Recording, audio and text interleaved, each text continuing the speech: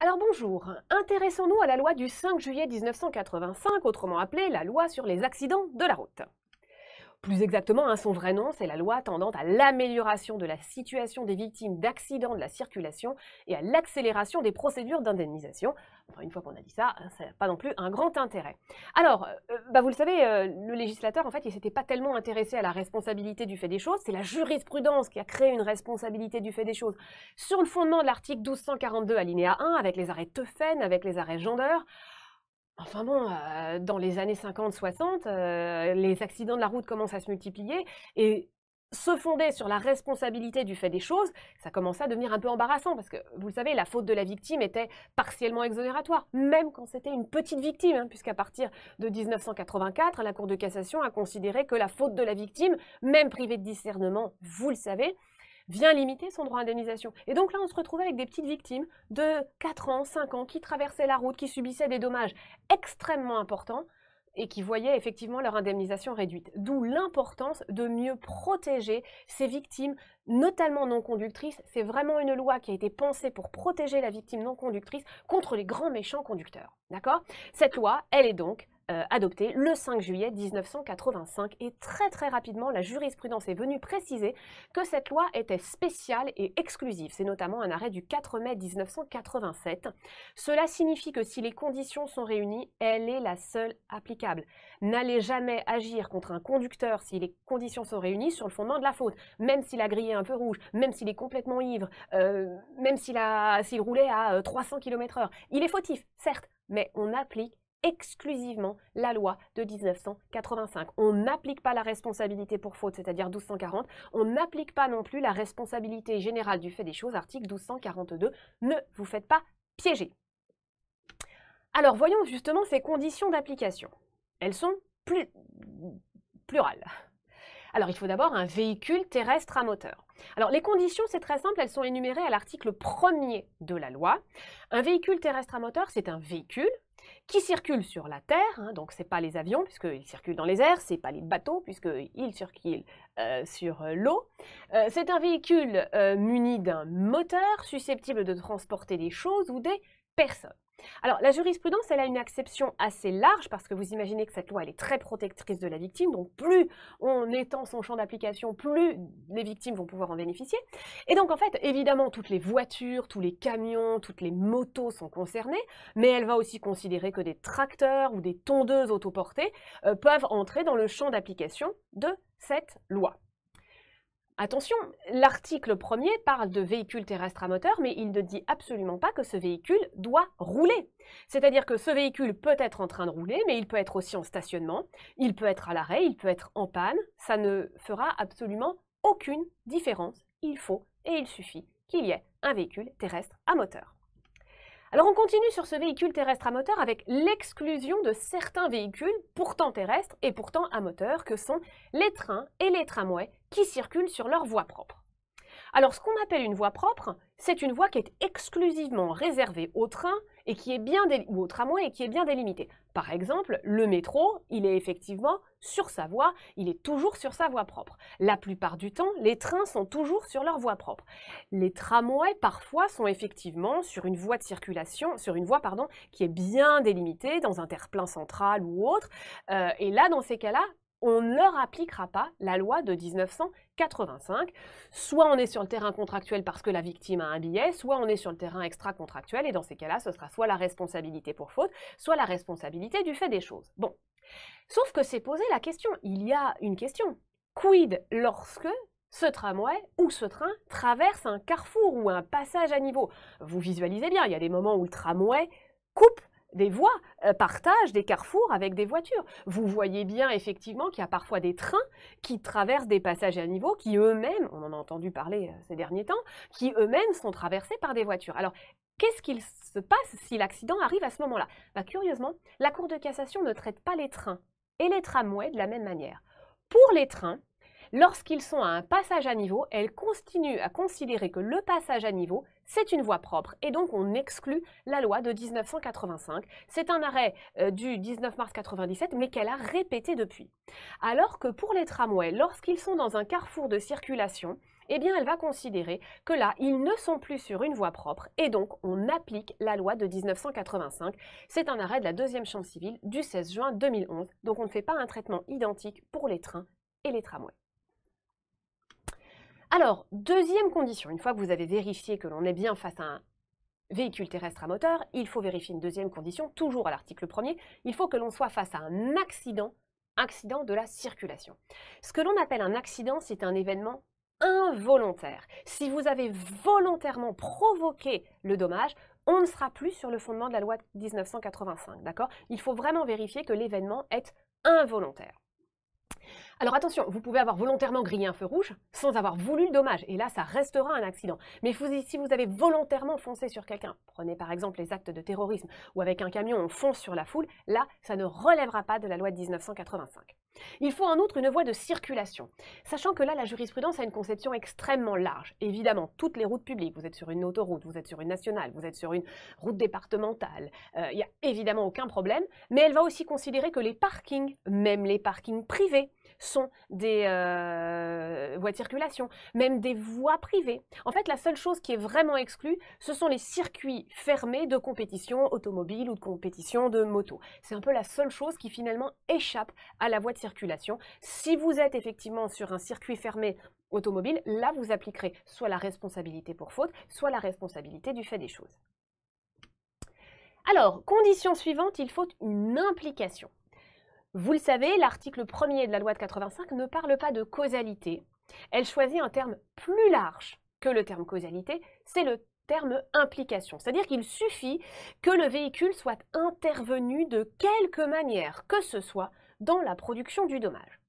Alors, il y a quelque chose d'assez simple. Si un véhicule est heurté, qu'il soit en mouvement, à l'arrêt, en stationnement, en panne, peu importe, il est impliqué. L'implication est présumée, tout véhicule heurté, même à l'arrêt, est considéré comme impliqué. En revanche, si le véhicule n'est pas heurté, par exemple, vous avez dépassé quelqu'un, mais vous ne l'avez pas touché, est-ce que ce véhicule dépassé est impliqué? Eh bien, il faut démontrer qu'il est intervenu à titre quelconque dans la production du dommage. Alors attention, sa simple présence ne suffit pas. Il faut dire, bah, il était là, donc il est impliqué. Mais la jurisprudence manque un peu de clarté. Est-ce qu'il faut démontrer qu'il a perturbé la circulation? Il y a certaines décisions qui vont dire non, il n'est pas nécessaire de caractériser un fait perturbateur. D'autres décisions vont dire il faut caractériser un fait perturbateur. Et je vous ai donné deux arrêts de 2015, vraiment rendus à quelques semaines d'écart, par la même deuxième chambre civile, qui montrent effectivement le vrai manque de clarté, puisque dans un arrêt du 15 janvier 2015, la Cour de cassation dit il ne faut pas exiger un fait perturbateur, il peut y avoir implication même sans fait perturbateur, alors que dans un arrêt du 5 février 2015, donc quelques semaines plus tard, elle exige un fait perturbateur. Donc bon, soyez vigilants, c'est sûr que s'il y a un fait perturbateur, il y aura implication. S'il n'y en a pas, là, dans ces cas-là, il faut être plus nuancé. Bon. Voilà pour cette question de l'implication que l'on va poursuivre avec la question des accidents en chaîne. Vous savez que par exemple, vous voyez visualiser les accidents en chaîne, il y a des carambolages, une personne heurte une voiture, qui elle-même avait heurté une voiture, qui elle-même avait heurté une voiture, qui elle-même cherchait à dépasser une autre voiture. Eh bien, qui est impliqué dans l'accident? La Cour de cassation, pour simplifier la situation et surtout pour favoriser la victime, va avoir recours à la notion d'unité d'accident. En fait, elle va considérer que si la collision ou si les collisions sont intervenues dans un même laps de temps et dans un enchaînement continu, c'est-à-dire vraiment, tout ça s'est fait très très vite, il n'y a pas eu on arrête, 5 minutes se passent, et hop, il y a quelqu'un d'autre qui vient vous heurter, tout s'est fait dans un enchaînement temporel extrêmement rapide, alors dans ce cas-là, elle va considérer que c'est un seul et même accident, et que tous les véhicules sont impliqués dans l'accident. C'est-à-dire que vous avez heurté le dernier véhicule, eh bien vous pouvez quand même être impliqué, enfin, même le premier véhicule qui était dépassé est impliqué dans cet accident, d'accord? Ce qui est très favorable à la victime, puisqu'elle peut agir contre n'importe quel co-impliqué. Alors ensuite, dernière condition, contre qui agir? Qui est responsable? Eh bien, l'article 1er parle de deux personnes, le conducteur et le gardien. Le conducteur, c'est celui qui est au volant du véhicule. Je le rappelle, le véhicule peut être à l'arrêt ou en stationnement ou en circulation. Le conducteur, c'est celui qui est au volant. Et puis, on peut aussi chercher la responsabilité du gardien. Et là, le gardien, c'est la définition classique de la garde que l'on connaît dans le cadre de la responsabilité du fait des choses. La définition nous a été donnée par l'arrêt Franck, rendu par les Chambres réunies le 2 décembre 1941. Le gardien, c'est celui qui a l'usage, la direction et le contrôle. Exactement comme dans le cadre de la responsabilité du fait des choses, le propriétaire du véhicule est présumé gardien, sauf s'il prouve qu'il a transféré la garde à autrui. Et exactement comme dans le cadre de la responsabilité du fait des choses, le préposé n'est pas considéré comme gardien du véhicule. Il bénéficie, si vous voulez, d'une immunité lorsqu'il est dans le cadre de sa mission. Vous ne pouvez pas agir contre le préposé. CIV 2e, 28 mai 2009, il faudra agir contre le gardien qui est le commettant. Faites très attention dans un cas pratique, souvent on va vous dire le chauffeur-livreur de la société Intel, et spontanément vous êtes tenté d'agir contre lui puisqu'il est conducteur, mais non, il bénéficie d'une immunité, il faudra agir contre le gardien étant le commettant. Une fois que vous avez envisagé toutes les conditions, vous avez vu que la loi était applicable, on va en voir le régime et notamment la particularité au niveau des causes d'exonération, puisque c'est surtout sur la question des causes d'exonération que cette loi est particulière. Bien sûr, il y a aussi la question de, comment ça s'appelle, de la causalité qui n'existe pas, c'est de l'implication. Mais c'est surtout sur ces causes d'exonération que cette loi est particulièrement favorable à la victime.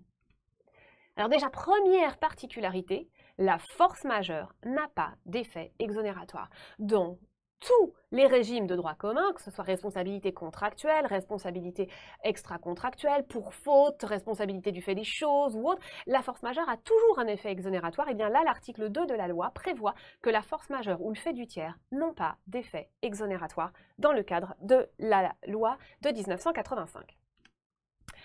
La seule cause d'exonération, c'est la faute de la victime. Mais alors là, c'est particulier sur la faute de la victime, parce qu'il faut vraiment distinguer selon que le dommage subi par la victime est matériel ou corporel. On commence par les dommages matériels.